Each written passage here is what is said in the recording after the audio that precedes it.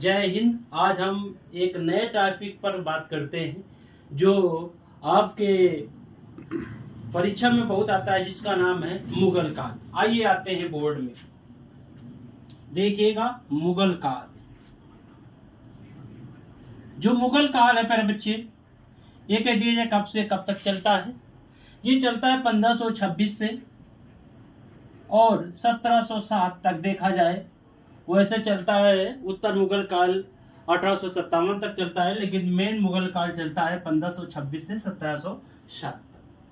अब आते हैं इसका संस्थापक कौन होना चाहिए। भाई कोई संस्थापक भी होना चाहिए जो स्थापना करेगा।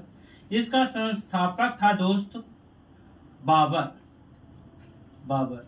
बाबर तो भाई कह दिया जाए इंडिया का था ना, भाई इंडिया का नहीं था, ये रहने वाला बाहर का था।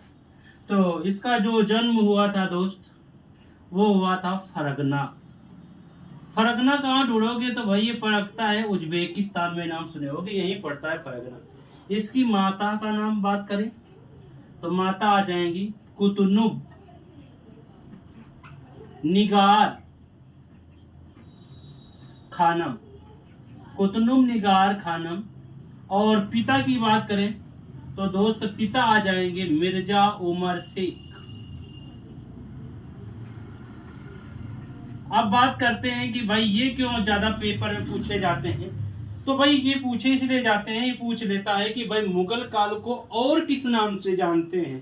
तो जो इसकी माता थी ये चंगेज वंशज थी, चंगेज वंशज थी। और जो प्यारे बच्चे पिता थे, जो इसके पापा थे, ये तैमूर वंशज थे। ये तैमूर वंश से संबंधित थे। जब तैमूर वंश से संबंधित थे, इसीलिए मुगल काल को दो और अन्य नाम से जानते हैं। एक कहते हैं चगताई वंश और एक कहते हैं तैमूरी वंशज के नाम से जानते हैं। जब बाबर लगभग 14 साल का हुआ तो ये फरगना का शासक बना। वहां पर अपने पारिवारिक जन लोगों के साथ में इतना सताया गया कि यहाँ पर भारत आने पर विवश हो गया।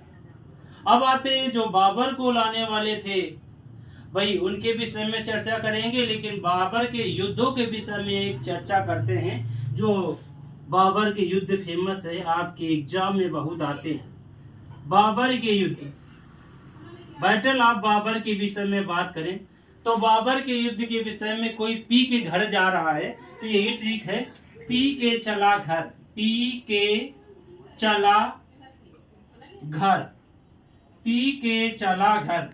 पी से आ जाएगा दोस्त पानीपत, के से आ जाएगा दोस्त खानवा, चला से दोस्त आ जाएगा चंदेरी और घर से आ जाएगा घाघरा। अब भाई बात करते हैं पानीपत का युद्ध कब हुआ था। तो पानीपत का युद्ध हुआ था 1526 में, 1526 में। खानवा का युद्ध 1527 में और चला का युद्ध आ जाएगा 1528 में, 1528 में। घाघरा का युद्ध हो जाएगा 1529 में। भाई हमने पानीपत का युद्ध याद किया और उसमें एक एक जोड़ते गए, जोड़ने के बाद आगे बढ़ते गए तो हमारे सारे युद्ध के विषय में चर्चा हो गई। जो पानीपत का युद्ध हुआ था इसमें नाम सुना होगा बाबर, सब बाबर लड़ेगा, बाबर आ जाएगा और भाई आ जाएगा।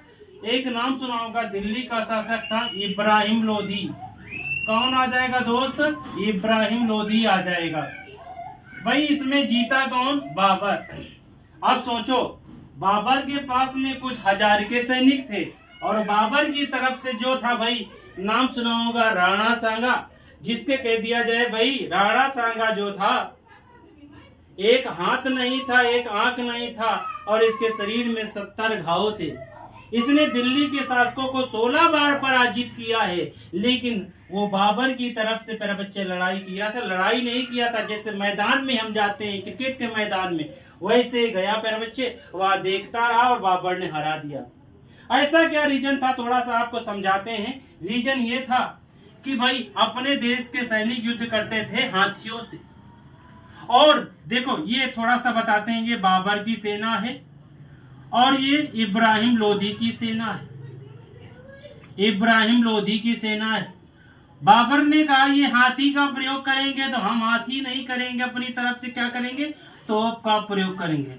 इधर इसने क्या किया, घुड़सवार लगा दिए, घुड़सवार लगा दिया, यहाँ पैदल सेना लगा दिया। ये हाथी थे पर बच्चे, इधर घुड़सवार हो गए और इधर पैदल सेना हो गई इब्राहिम लोदी की तरफ से।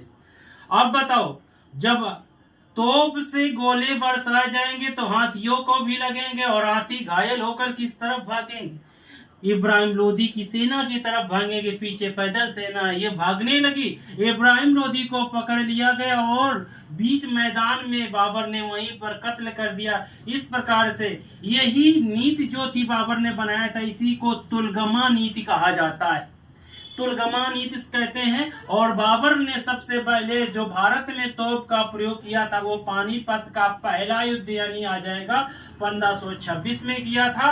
बाबर की विजय हो गई और दिल्ली सल्तनत का ऐसा शासक जो युद्ध के मैदान में मारा गया उसी को कहते हैं इब्राहिम लोदी कहते हैं। फिर आते हैं आगे, बात करते हैं खानवा का युद्ध। वही जो भाई नाम सुना होगा आपने, राणा सांगा का नाम सुना होगा।